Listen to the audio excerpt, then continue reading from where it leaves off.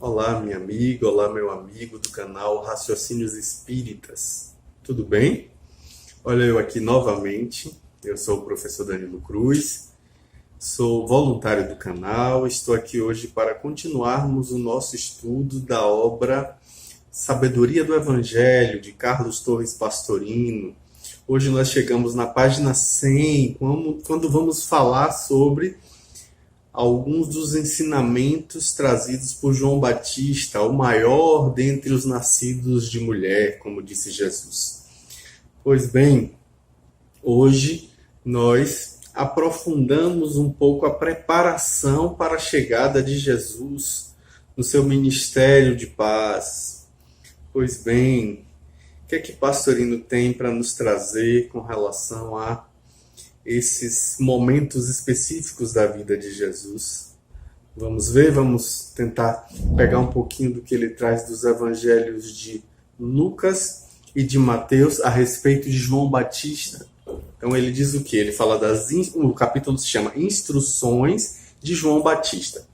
O capítulo é de Mateus, o terceiro, versículos de 7 a 10, quando ele diz assim, mas vendo João que muitos fariseus e saduceus vinham ao seu mergulho, disse-lhes: geração de víboras, quem vos recomendou que fugisseis da ira vindoura? Dai, pois, frutos dignos de vossa reforma mental, e não queirais dizer dentro de vós mesmos: temos como pai a Abraão, porque vos declaro que destas pedras Deus pode suscitar filhos a Abraão.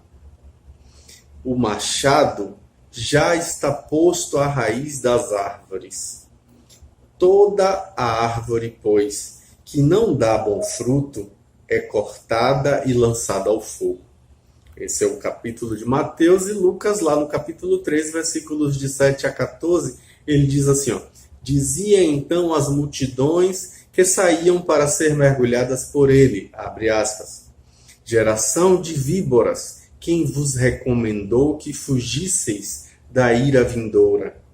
Dai, pois, frutos dignos de vossa reforma mental, e não comeceis a dizer dentro de vós: temos como pai a Abraão, porque vos declaro que destas pedras Deus pode suscitar filhos a Abraão.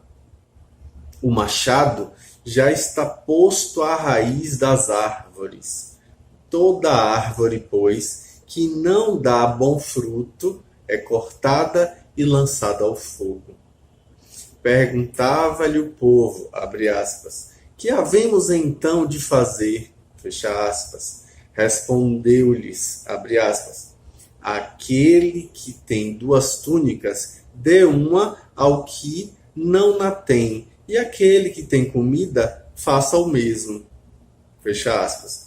Foram também publicanos para serem mergulhados e perguntaram-lhe, abre aspas, mestre, que havemos de fazer? Fecha aspas. Respondeu ele, abre aspas, não cobreis mais do que aquilo que vos está prescrito. Fecha aspas. Perguntaram-lhe também uns soldados, abre aspas, e nós, que havemos de fazer? Respondeu-lhes, abre aspas, a ninguém façais violência, nem deis denúncia falsa, contentai-vos com o vosso soldo. Olha que interessante aí, né? Pastorino diz que aqui entram em cena finalmente os fariseus e saduceus no Evangelho. Vamos estudar quem eles eram, né? Kardec vai colocar sobre os fariseus na introdução do Evangelho segundo o Espiritismo, de uma maneira muito clara, que eles tomavam parte ativa nas controvérsias religiosas de sua época. Eles eram cumpridores servis das práticas exteriores do culto e das cerimônias. Eles eram cheios de um zelo ardente de proselitismo, eles eram inimigos dos inovadores, eles afetavam uma grande severidade de princípios, mas, sob as aparências de uma meticulosa devoção, eles escondiam costumes nada legais, costumes dissolutos, escondiam orgulho e, acima de tudo, eles escondiam uma ânsia excessiva de dominação. Eles tinham a religião mais como um meio de chegarem aos seus fins do que como objeto de fé sincera, como disse Kardec. Da virtude nada possuíam, além das exterioridades e da ostentação. Mas, por umas e outras, eles exerciam uma grande influência sobre o povo. É importante lembrar que eles passavam aos olhos das pessoas como santas criaturas. Daí serem muito poderosos lá em Jerusalém. Eles acreditavam, ou pelo menos fingiam acreditar, na providência divina, acreditavam na imortalidade da alma, acreditavam na eternidade das penas, na ressurreição dos mortos. A gente vê também que Jesus, que prezava sobretudo a simplicidade e também as qualidades da alma, que na lei preferiu o espírito que vivifica, a letra que mata, se aplicou durante toda a sua missão a desmascarar os fariseus, desmascarar a hipocrisia deles, pelo que tinha neles encarniçados inimigos. E é essa a razão porque eles se ligavam aos príncipes dos sacerdotes para amotinar contra Jesus o povo e para eliminar Jesus, na palavra de Kardec. O Pastorino vai dizer que o que a gente sabe sobre eles é tirado do historiador Flávio Joséfo, né, com as descrições do povo judeu que ele traz, e também da Mishnah, que é um texto muito interessante, que vale a pena também a gente destrinchar um pouco aqui agora, né? Na verdade, a gente vê que a Mishnah é um texto, ou Mishnah, como alguns preferem, né? Significa, na verdade, a palavra repetição, do verbo shaná, que é estudar, revisar, repetir o que já se aprendeu. É uma das principais obras do judaísmo rabínico e é a primeira grande redação na forma escrita da tradição oral judaica, chamada Torá oral. Então, provém de um debate que aconteceu entre os anos 70 e 200 depois de Cristo, por um grupo de sábios rabínicos conhecidos como Tanaim, e redigida pelo rabino Judá Hanassi, que terminou a sua obra no ano de 189 da Era Comum. Então, a razão dessa transcrição se deveu, de acordo com o Talmud, à perseguição sofrida pelos judeus, pelos romanos, e à passagem do tempo, que trouxeram aí, na verdade, a possibilidade de que os detalhes das tradições orais se perdessem, fossem esquecidas. Então, as tradições orais, que são os objetos da Mishnah, datam do tempo do judaísmo farisaico. Olha aí os fariseus, né? Então, a Mishnah não reclama ser desenvolvimento de novas leis, não tem interesse de ser novas leis, mas sim a organização dos preceitos que ensinam as tradições orais, que são originadas desde a entrega da Torá por Moisés ao povo judeu. Então, a Mishnah é considerada a primeira obra importante do judaísmo rabínico e é uma fonte central do pensamento judaico posterior. E comentários rabínicos à Mishnah, que acontecem 3 séculos depois da sua redação, foram guardados sobretudo em aramaico, é bom lembrar, né? Foram redigidos como a Gemara, que é um texto que se junta com a Mishnah. Então ela está ordenada em 6 ordens, em hebraico é Sedarim, que é plural de Seder, vou falar da 6ª Seder mais adiante. Então, cada uma contém entre 7 e 12 tratados, são os Mazeshtot, que é plural de Mazeshet, que é rede em hebraico. Então, são 63 ao todo, né? Então, a gente vai perceber que vários parágrafos e versículos, né, os Mishnayot, que é plural de Mishnah, são o que compõem a Mishnah. A Mishnah também é chamada de Shas, que é uma abreviatura de Shishá Sedarim, que é as 6 ordens. O termo Shas é usado também para se referir ao Talmud completo, o qual segue, na verdade, a estrutura da Mishnah. Quais são essas 6 ordens trazidas na Mishnah? O Zeraim, que são as sementes, que vai discutir sobre rezas, bênçãos, dízimos, leis agrícolas, trazendo aí 11 tratados. A segunda é o Moed, que é a respeito do festival, é referente às leis do Shabat. As festas judaicas, são 12 tratados ao todo. O Nashim, que é a respeito das mulheres, fala a respeito do casamento, do divórcio, algumas formas de juramentos, e as leis do Nazir, são 7 tratados ao todo. O Nezikim, que são os danos, é a lei civil e criminal judaica, né? Fala do funcionamento dos tribunais, os juramentos, com 10 tratados ao todo.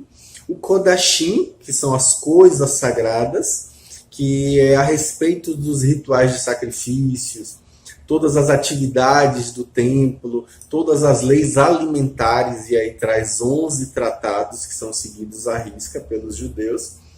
O Tahorot, que são as purezas, é relativo às leis de pureza e impureza, incluindo aí a questão da impureza do morto, como se deve se lavar depois de tocar no morto, as leis da pureza ritual dos sacerdotes, o Kohanim, as leis da pureza familiar, que são aí as leis menstruais, né? E as outras, e aí que no caso juntam, são 12 tratados. Aí Pastorino vai dizer que na época de Jesus eram cerca de 6.000 fariseus. O nome primitivo é interessante porque parece ter sido Hassidim, que significa os piedosos. Mas entre si eles se tratavam como Haberim, os companheiros. Mas os adversários chamavam eles de uma maneira depreciativa, de uma maneira pejorativa, de fariseus, que é feruzim, que significa os separados, os distantes, os quebrados, longe. Então trata de uma separação das coisas e pessoas impuras, ou seja, dos pagãos e dos judeus infiéis, que não davam muita importância às tradições, às observâncias legais. Por isso eles se chamavam fariseus, eram chamados pelos outros, né? Além deles obedecerem rigorosamente à Torá, eles seguiam à risca a Mishnah, que eu expliquei agora há pouco, a tradição selecionada pelos escribas que compreendiam tanto a tradição jurídica, que era o Halacha, como a tradição histórica, que é o Haggadah. Então, quanto às crenças, eles acreditavam, como disse Kardec anteriormente, na sobrevivência dos espíritos após a morte, tanto dos bons quanto dos maus, né? Em segundo lugar, eles também acreditavam na ressurreição, ou seja, na reencarnação dos justos, segundo aí as ideias de Platão, mas eles só acreditavam que os bons reencarnavam em novos corpos. Conforme a gente lê, por exemplo, lá em Flávio Josefo, que é bom lembrar, era também um fariseu. Josefo era um fariseu. Ele dizia o quê? As almas são imortais, as almas dos justos passam depois desta vida em outros corpos, e as dos maus sofrem tormentos que duram sempre. Olha aí, a terceira crença no livre-arbítrio, embora eles não achavam que era livre-arbítrio total, mas era limitado pelo destino em certos pontos. E a separação, na verdade, aí que eles viviam, era levada ao exagero, tornou eles um grupo antipatizado. Além disso, eles perderam a sinceridade inicial e foram cedendo às fraquezas humanas, levavam com isso a observância às coisas apenas externas, muito atentos que estavam para que eles fossem vistos e aplaudidos pelos homens. Eles queriam ser admirados. Daí eles terem passado a história como protótipos dos que dão valor apenas à exterioridade, sem com isso ter nenhum tipo de aprofundamento. E fariseu acabou virando sinônimo de hipócrita. E é bom lembrar que a palavra hipócrita significa literalmente ator, ou seja, aquele que representa uma peça de teatro escondido, crites, debaixo, hipócrites, né? Debaixo de uma personalidade diferente da sua personalidade real, como disse Pastorino. Então, com efeito, além das 613 prescrições do Código Mosaico, existiam numerosas outras tradições que acabavam por escravizar os fariseus, tirar deles a espontaneidade. Vários tratados do Talmud, e o sexto Seder, que eu falei agora há pouco, assim como o último, intitulado Teharot, na Mishnah, compreendendo 12 tratados, vão enumerar as infrações possíveis.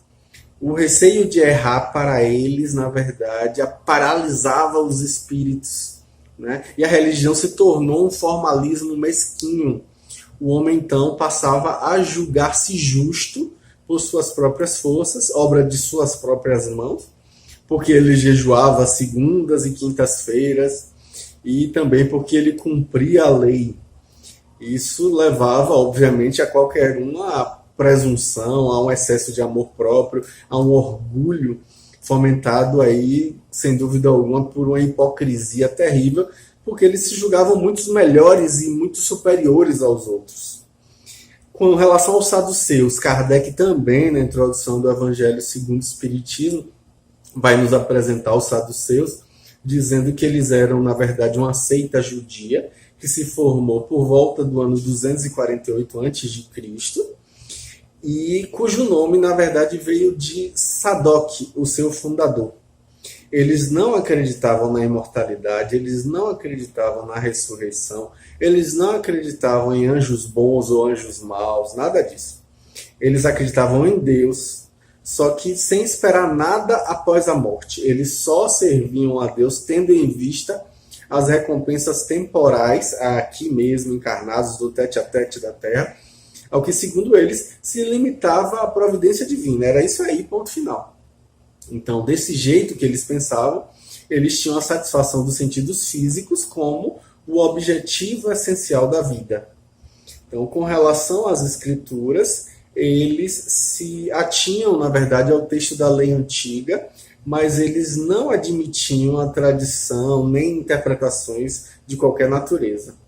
E eles colocavam as boas obras e a observância pura e simples da lei acima das práticas exteriores do culto. Eles eram, como diz Kardec, né, como se vê, eles eram os materialistas, os deístas e os sensualistas da época, uma espécie de hedonistas, né, queriam prazer. Era uma seita pouco numerosa, mas que contava em seu seio personagens importantes e se tornou uma espécie de partido político em oposição constante aos fariseus. E aí Pastorino vai complementar essa visão, vai dizer realmente que o nome provavelmente é originário de Sadoc, que foi sumo sacerdote da época de Davi, conforme está lá no segundo livro de Samuel. E, na verdade, tinha uma feição realmente de partido político, muito mais do que religião. Né? Como disse Kardec, Pastorino realmente confirma isso, dizendo que no ano 200 a.C., eles conduziram um senado que tinha autoridade sobre toda a nação. E aí, um século depois, sob Alexandre, entre 77 e 68 a.C., os fariseus conseguiram se introduzir nesse conselho, que passou a se denominar Sinédrio. Olha aí a composição do Sinédrio. Então, os fariseus se opunham aos saduceus porque eles acatavam com subserviência as dominações estrangeiras, desde que não perdessem a sua influência política. Porque, na verdade, como disse Pastorino, eles só aceitavam a lei escrita, recusando todas as tradições, porque eles não admitiam a sobrevivência do espírito, eles não admitiam anjos, eles ensinavam que a alma morria com o corpo, conforme a gente lê na historiografia de Flávio Joséfo. Então, porque eles ridicularizavam os rituais, que eram tão queridos aos fariseus, embora eles fossem mais rigorosos que os fariseus nos julgamentos, exigindo inclusive a pena de talião, né, do olho por olho, dente por dente, para mostrarem-se inflexíveis no cumprimento da lei. Lucas, que é mais preciso nos detalhes, nos pormenores, coloca na boca de João como dirigida à multidão uma reprimenda que Mateus, na verdade, vai esclarecer por ter sido específica para os fariseus e saduceus. E aí a gente vai ver que os fariseus e saduceus tinham ido procurar João na margem do Rio Jordão João chama eles e engloba, né, como geração, filhos de uma víbora, que era uma serpente muito comum nas margens do Mar Morto naquela época.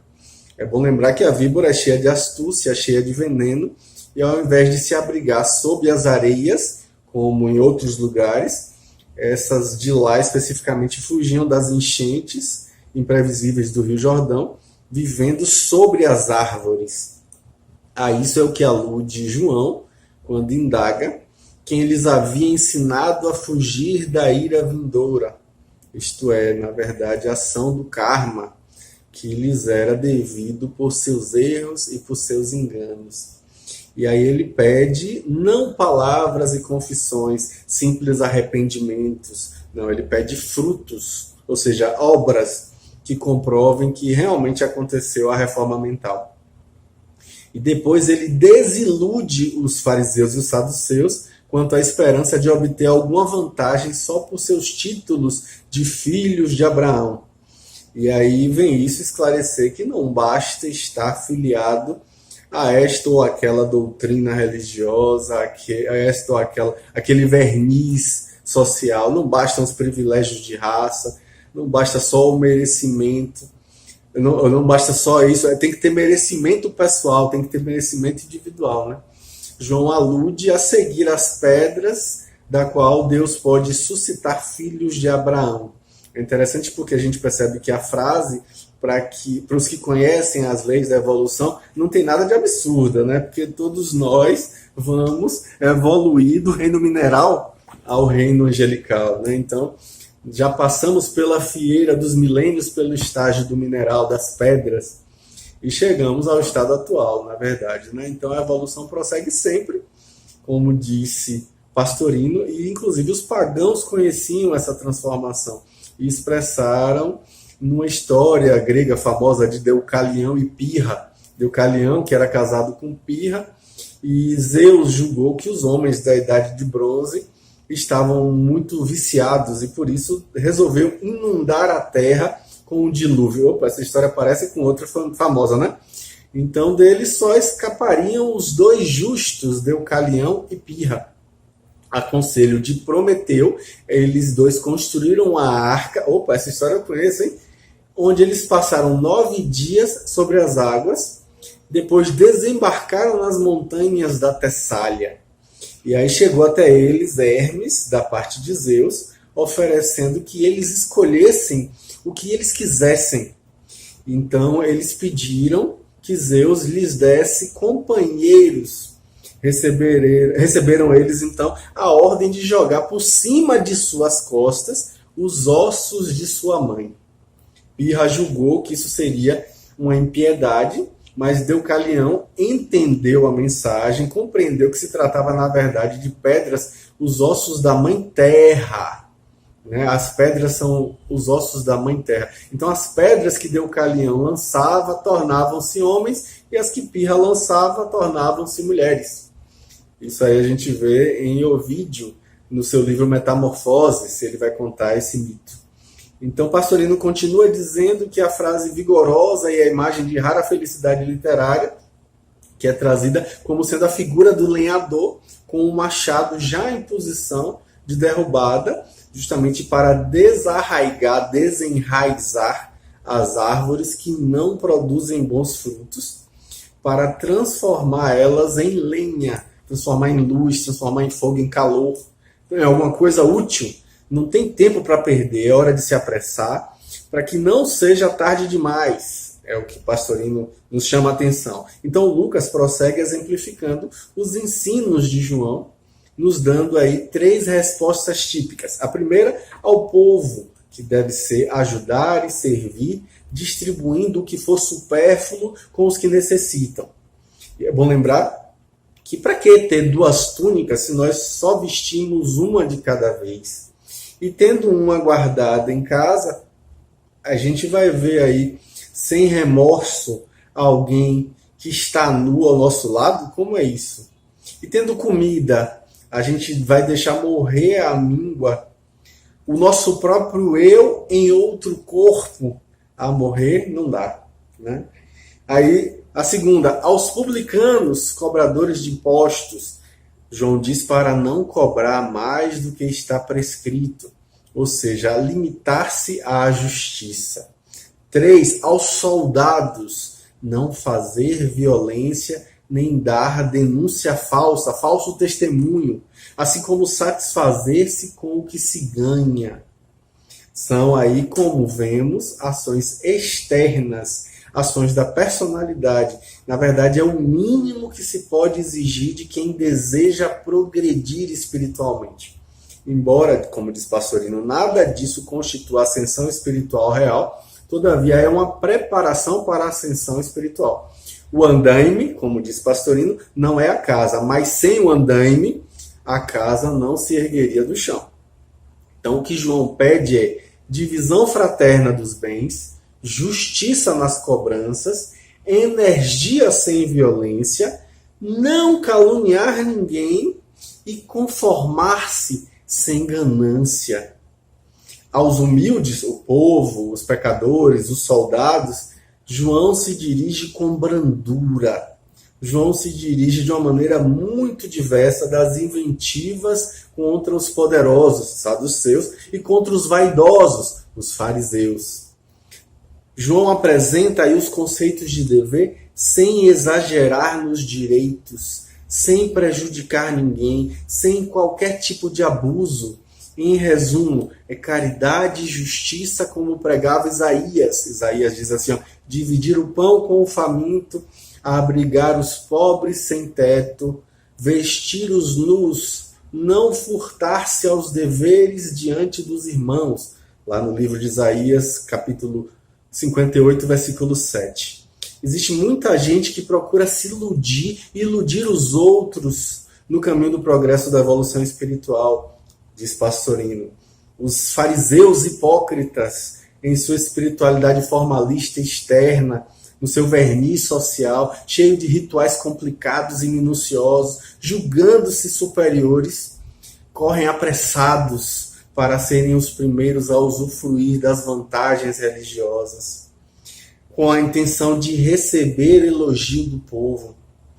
E os que estão, na verdade, em posição de proeminência são os saduceus.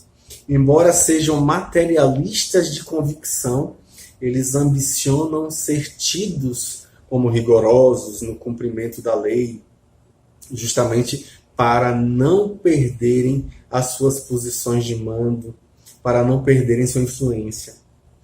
Ambas essas classes, como diz Pastorino, né, são severamente repreendidas por João, a quem não interessa agradar, mas sim pregar a verdade que está prestes a chegar. A tarefa de João como precursor estava acima das conveniências humanas.